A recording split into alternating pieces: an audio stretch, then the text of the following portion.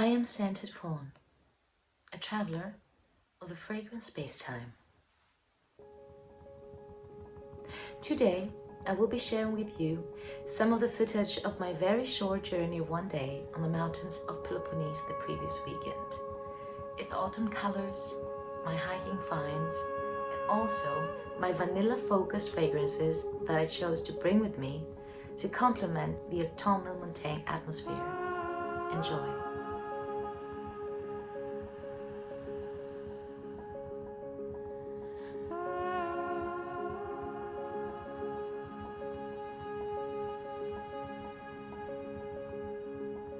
Autumn arrived really late this time in Athens, Greece, but on the mountains it had already colored the wind and the earth with its beautiful green-yellow nuances.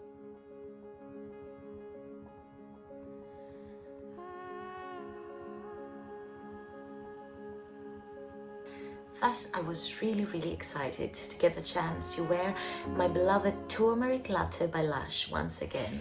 This perfume is a deep, thick vanilla and tonka bean blend. It's very warm, very sweet, very creamy, and on top of that, smoky. It offers a milky sensation true to its name.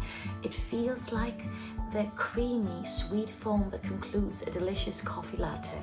But instead of the coffee, you get a beautifully smoky tobacco nuanced tonka bean with a nutty aspect, spiced up by the earthy turmeric.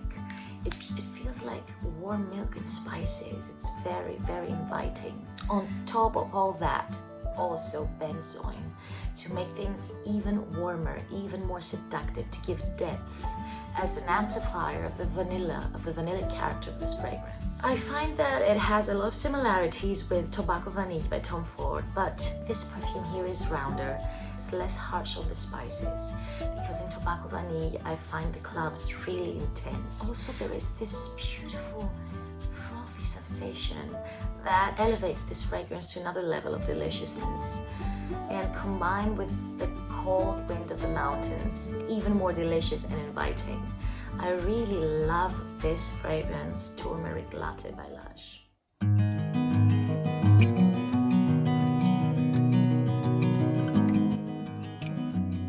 My recent addition to my collection also found a place in the bag for this journey, and this is Vicious Cacao by Maison Tayté.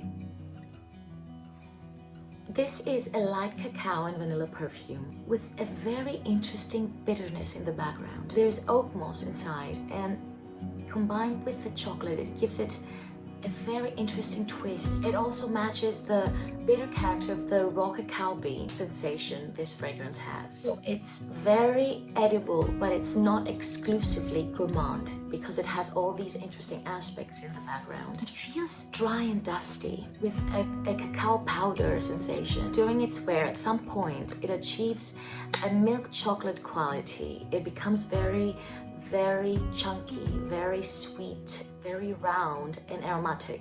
It's very cozy, very edible, wintry. It feels like a hug.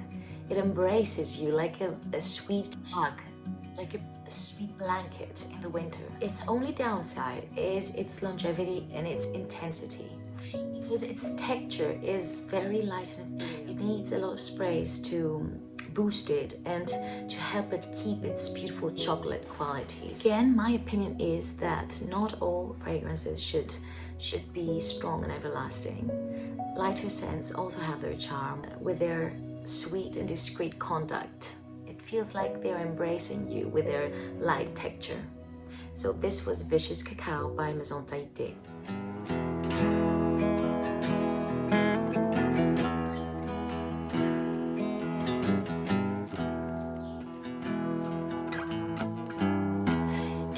Thick, substantial vanilla I brought with me in this journey is this one, Insulo by Jeroboam. I bought this fragrance in the summer, and it was so not the perfect time to wear Insulo because of its thickness and volume. It is either way in extrait, so I think it needs cold weather to shine. What I get is a very round and straightforward vanilla. It feels like vanilla extract almost. I do get the darker side of the vanilla, the bitter, raw aspect of a vanilla pod. And there's also jasmine in here, which gives it a very interesting twist because it doesn't make it floral. This is not a floral vanilla exactly. It feels like it's giving to this vanilla a syrupy, nectary character and also a soft animalic touch. The bittersweet aspects of this fragrance give it a coffee caramel vibe. The coldness of the mountain gave such a beautiful balance to the heavier, intoxicating aspects of this fragrance. And I'm so very happy that I could at last appreciate and enjoy the beauty of Insulo by Jeroboam, which is one of my favorite houses.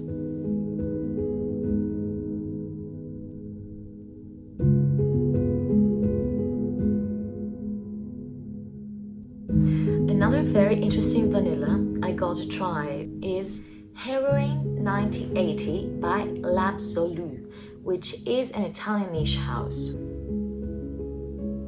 Here we have a resinous, powdery and leathery take on vanilla with some very interesting woody and aromatic traits. It feels like sweet wood powder, this fragrance. Although there are notes of woods and leather in here, the whole impression is sweet, fluffy and milky. I find that the woods are very soft and smooth and the leather is not harsh at all. It's like leather beautifully nuanced by an aromatic and balsamic vanilla. I think it shares some similarities as a type of fragrance with Vanilla Powder by Matière Première, which I tried recently. Because it's that type of vanilla, the milky, powdery and woody type of vanilla. The montane atmosphere really made this perfume shine. It blended perfectly with the wet bark scent that fills the air, with the moist earth sensation, the misty mood of the mountains. And I'm considering a full bottle, I think. So this was Heroine 1980 by L'Absolu.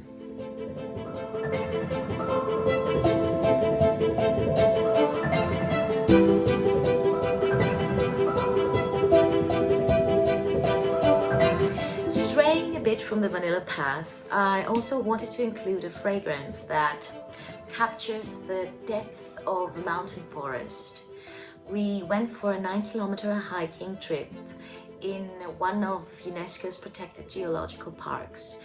And while I did not wear any fragrance during this trip, of course nature has so many scents already, I had brought with me a fragrance that in my opinion captures all things natural, woody and dark foresty. And this is no other than Sylvanus by Electimus, with its extremely attention-grabbing bottle. So as the official website of Electimus mentions, Sylvanus, a Roman god, the forests and wilderness, protector of nature and deity of agriculture, provides the inspiration for this aromatic woody fragrance. What really impresses me is that I had no idea that the inspiration behind this fragrance is the god of the forest. But I took this perfume with me exactly for this reason, to capture this feel. So this means that this fragrance is very successful in terms of what it wants to evoke and inspire. When I personally think of a forest on the mountain, I think of fresh air, of wet, moist, musty woods, of woody and aromatic greenness, of earth, and of shadowy paths. Sylvanus by Electimus manages to bring me all these feelings with its intoxicating, woody, and at the same time soapy, fresh character. It is captivating and bewitching. To begin with, this feels very natural to my nose. You get some really high quality ingredients with Electimus. I get distinctly some dark animalic aspects from the saffron with its leathery feel, from the oud and the ambergris. But at the same time, I get this extremely interesting soapy freshness, a crisp feeling, a crisp floral feeling, apparently from the lily of the valley, which is an ingredient of this perfume.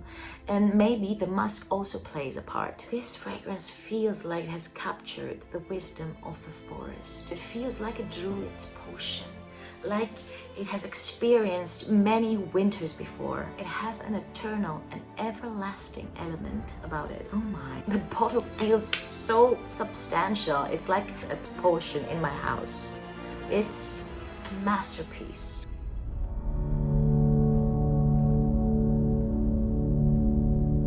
An honorable mention, a fragrance I also took with me for reasons of layering, is this one, Tonka Venezuela by the Merchant of Venice.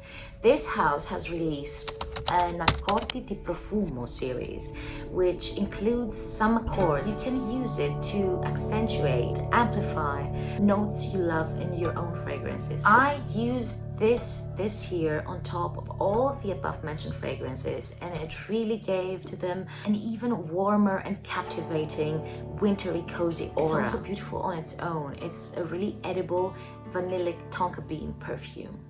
Accordi di Profumo by the Merchant of Venice, Tonka Venezuela. Check it out.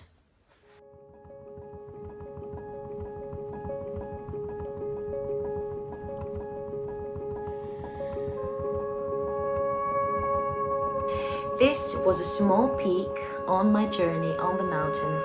I hope you enjoyed all the scenery, all the talk about the perfumes I wore, and I hope you managed to get, even virtually, a bit of that autumnal scented wind I brought back with me. Hope to see you again in my next video. Until then, I send you a mushroom hug and a forest kiss.